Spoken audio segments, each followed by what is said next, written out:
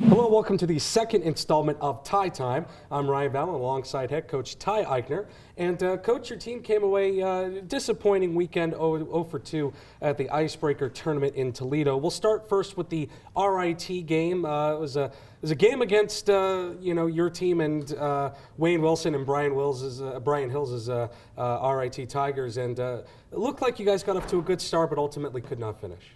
Yeah, we felt like we played pretty good in the first period. That we had the disallowed goal that I think if you're on our bench, you think his stick was low enough, and if you're on RIT's bench, you think it was definitely a high stick. So didn't count, so unfortunately, but we kept playing, and we felt like after the first period, we actually were playing pretty well and had the lead. And then, RIT came out and started to play, and we didn't respond to how hard they played, but ultimately still had the 1-goal lead going into the third period, and felt like things were going fine. I don't want to say they were going great, but they were going fine there in the third, and unfortunately we couldn't hold the lead, and then when you get to overtime, it's anybody's game.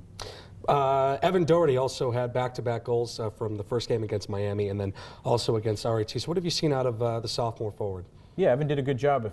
Both his goals are very similar. He went to the net hard. This one was a line rush goal where we made a good play coming out of our own zone on an exit, and then Evan went to the net hard, and Adam Conquest made a good pass to him, and then the goal down at Miami was a rebound goal that we talked about before. But yeah, Evan's been doing a good job. Happy for Evan to get in there and be taking advantage of his opportunity.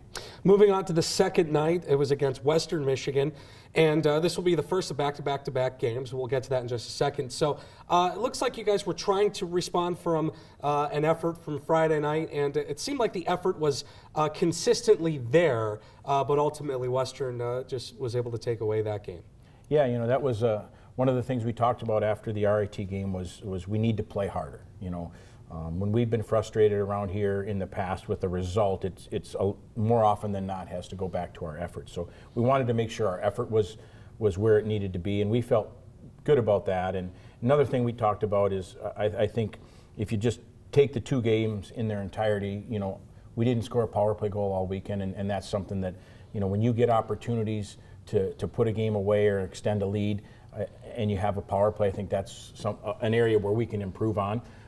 And again, Western Michigan's a quality opponent, and when we got it to 1-1 there in the second period, we felt like we were starting to play, and had some opportunities. And you look at their second goal, we had a real good ozone shift and a real good chance. I think Timothy Acheritis came down the slot and took a shot. Just missed the net, went the other way, and their guy flipped it out, and it was a race to a puck that turned into a kind of sort of backhander, and those things are always unique on how the puck comes off the blade of the stick on the backhand, and so you're having a real good shift in one end, they hoist a puck out, next thing you know, you're down 2-1.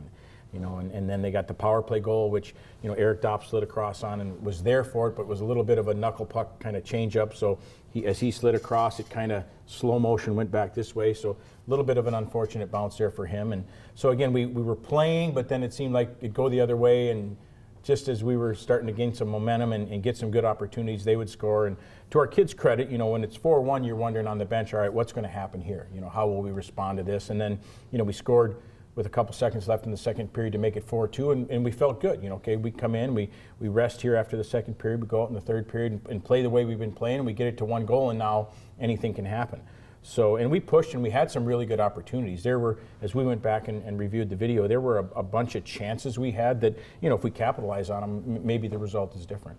Moving on to this weekend, it's the home opener at the Slater Family Ice Arena against Western Michigan. So maybe go back to the video a little bit more and try to work out to see where you can maybe come away with hopefully at least a victory or two against Western Michigan this weekend. Yeah, the one thing about playing somebody back to back to back is, this week we know who the opponent is. We've got the scouting report put together. We can watch the tape and see, okay, was there anything different from what we saw in the scouting report to the actual game, and we can look at areas that we need to improve on in our own game, and then look at maybe are there some things that Western Michigan is real good at, some areas that we feel like we may have an advantage, so those kinds of things. So I think the familiarity helps us a little bit this week. All right, home opener this Friday at 7:07 at the Slater Family Ice Arena. Of course, students, you can claim your free student tickets. Of course, go to bgsufalcons.com to also purchase your ticket plans. Of course, I'll have the call for you starting at 6:37 p.m. on Friday.